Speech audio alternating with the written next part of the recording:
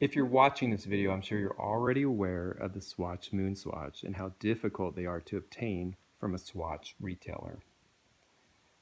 Now, you might be able to purchase a watch from a third-party seller, but expect to pay 2 to 3 times the retail price. You may also be aware that there's a plethora of counterfeit watches available on websites like AliExpress.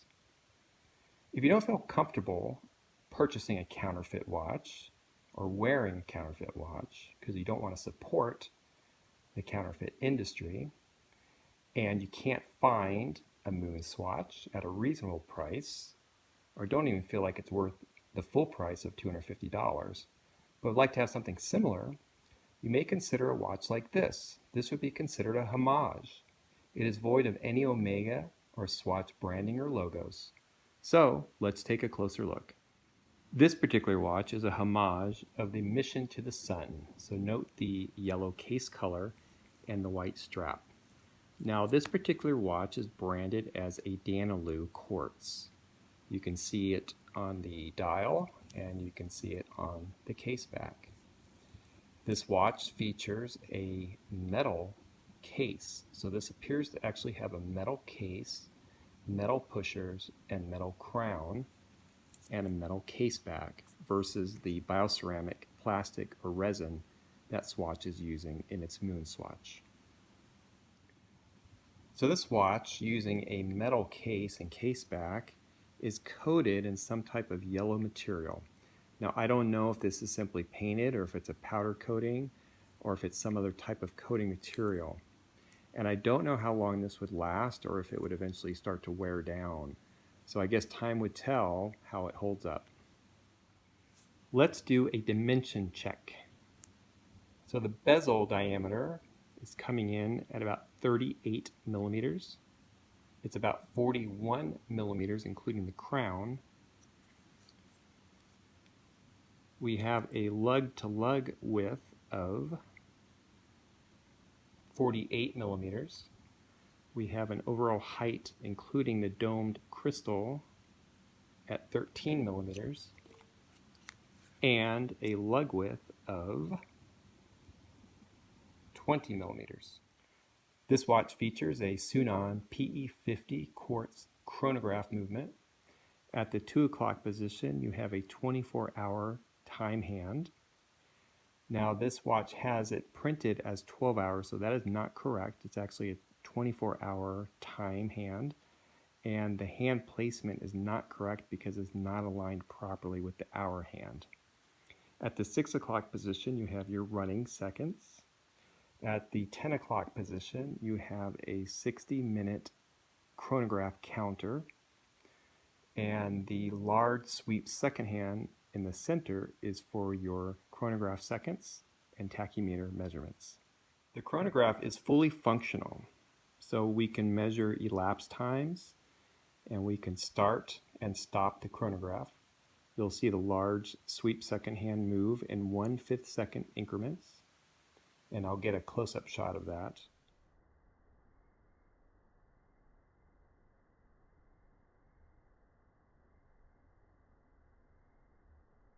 We can stop it and we can reset it back to 0. We can start it and we can stop it and we can start it again and stop and start and stop and reset. We can also measure split time, so we can start it and then we can push the B pusher to stop it. I'm going to stop it at 10 seconds. Now we can measure a split time, so we'll go ahead and push the B button again, and you're going to see the second hand jump to the current time and start counting again. And I can do this multiple times if I want to.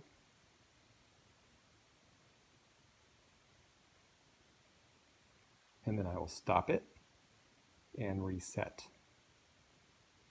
Now, one other feature it has, which might be common with other chronographs, is I can start it And I'm going to stop it at 10 seconds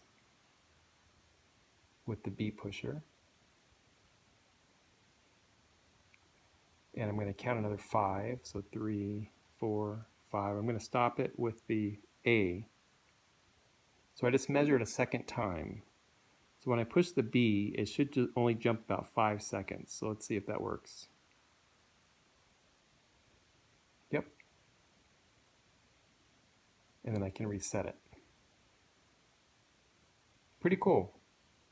Now this chronograph does allow you to reset the large second hand and the 60-minute counter by pulling the crown to position 2 and using the top pusher for the second hand and the bottom pusher for the minute hand. So if they get out of whack, usually due to a battery change, then you have to typically reset those or recalibrate those chronograph hands back to 0.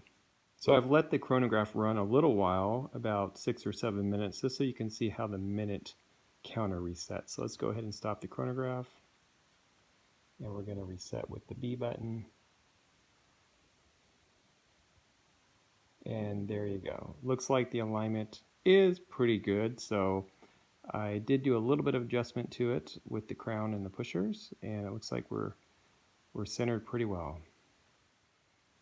Now, I wouldn't count on this watch having any type of water resistance whatsoever, so I would not even get it near a drop of water. So I removed the case back so you can take a look at the movement, and you can see that this is a Sunon model PE50, 0 joules, and I believe this uses a 371 battery. Now this does have a 2-position crown, so I'm assuming that it has a ghost date wheel underneath the dial.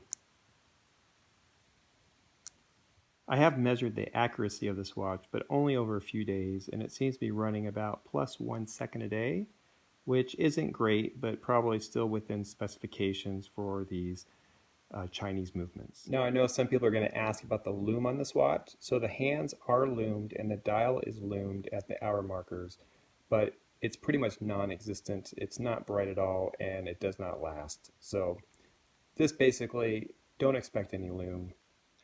So overall thoughts on this watch, really not bad. If you don't mind the logo and you don't want to wear a counterfeit watch, then I would say this watch is probably worth the $30 to $40 that you typically find them for.